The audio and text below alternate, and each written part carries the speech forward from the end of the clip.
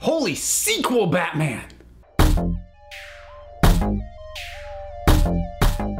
Batman vs. Two-Face. This is probably the first DC animated film that I unabashedly was looking forward to and did not feel like I had to reserve my enthusiasm for in a while. And it didn't let me down. I loved Batman Return of the Caped Crusaders. I thought that was just an absolute ball and a terrific love letter to the 1960s Batman TV show and Adam West's Batman in particular. And I was very sad when Adam West passed on, and then became wonderfully relieved to find out that he did get to complete his voice work on this film before he passed away. So we were going to get this, and we now have it.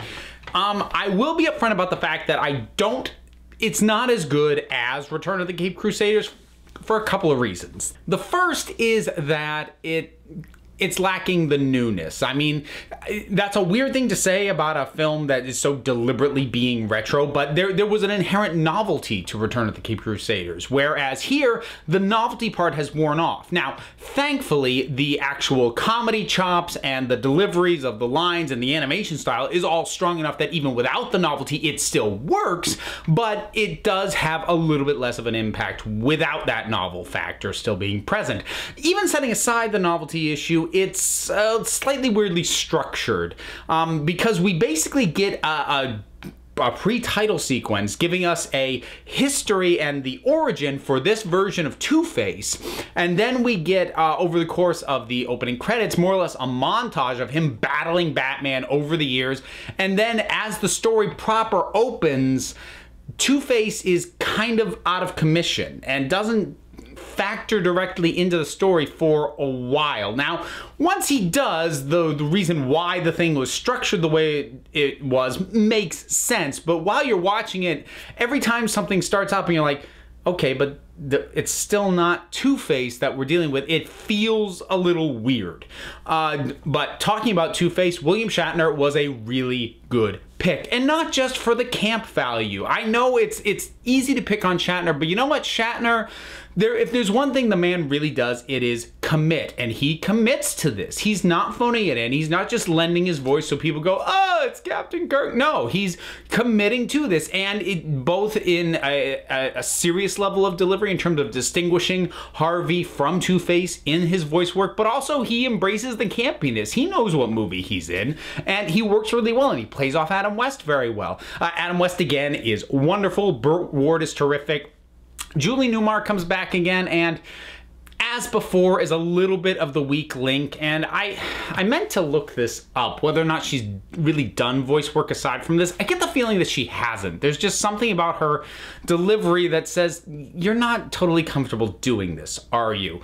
But there are some other ones thrown in there. Lee Merriweather shows up, which for fans of the Batman 60s material was a wonderful treat, because I didn't catch her voice right off, but then something happens in the plot that I'm like, I bet you that's Lee Merriweather. And then it plays along. I'm like, oh, yes, it is. So that was really cool. There's some really fun other nods to things even outside. I mean, there's a ton of Batman Easter eggs, as there were last time, but there's other Easter eggs as well. There's like a whole sequence with kind of a biplane, and they're using the music from North by Northwest when the plane from the crop dusting scene and that. I'm like, oh, good. That's great. And it's not like going out of its way. It's background music like it should be. So it's not going out of its way to, you know, throw that reference in your face, but it's there for whoever picks it up. And if you pick it up, that and a ton of other stuff, it's just wonderfully great fun.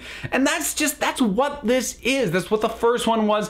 That's what this is again. I've managed to not talk spoilers, which is an odd thing, because again, it's not a particularly surprising story, but I mean, it has some twists, some turns, and it went about some things in a way that surprised me at a few points. So I didn't want to spoil stuff, but much like the previous one, it is fun, it is funny, it is exuberant, it knows exactly what it is, and it is a love letter to this specific vision of Batman. So if you love or ever loved and thought you grew out of it, I bet you if you revisit this, you'll realize maybe you didn't. That 60s era Batman, this is wonderful material, and it does make me sad that because of Adam West passing, we aren't gonna get more. I mean, I suppose it's not impossible. I mean, they could get a sound alike, but it wouldn't be the same. So I guess part of me kind of hopes this is it, but between this and the other one, these are gems, little gems of animated movies that are,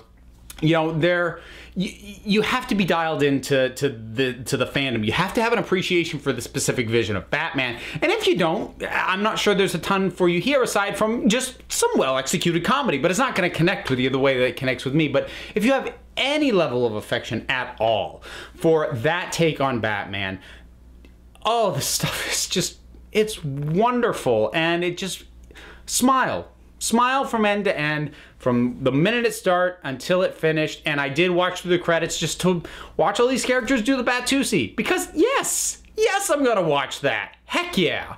So those are my thoughts on Batman versus Two-Face. That's it for this one. Have you seen it? What did you think about it? Whatever your thoughts are, drop something down in the comments. Let's talk about it. Don't forget to like, subscribe, check me out on Twitter at Council of Geeks. Give a listen to the Council of Geeks podcast. That's available on Apple Podcasts as well as Stitcher Radio. I am also one half of the Punch Like a Girl podcast. That is a presentation of the Fire and Water Podcast Network, fireandwaterpodcast.com. Links for all that stuff is down in the description. Until next time, this council is adjourned.